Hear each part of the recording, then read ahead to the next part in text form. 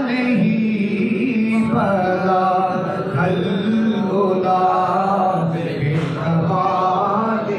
कोई अमल नहीं चजदा मेरा, कोई अमल नहीं चजदा मेरा, ते मैं किवें यार निभावा। ना कोई इल्म ते ना गुण पल्ले, पिया अपना आप लुकावा।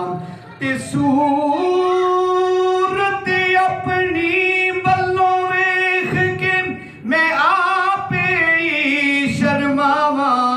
आसम विच दरबार नबी दे, ते दस केड़े मुंह नाल जावा। वे मेरे ऐबां वल ना जावी, मेरी झोली अमलों खाली। मैं अदना ते असफल अज़लों, तेरी ज़ात अज़ल तो आली। इनाम लेवा महबूब तेरे दा, ते जिदे मोटे कमली काली। आज़म सादे ऐब छुपासी, जेड़ा देस अरब दा वाली। जिसे चाहा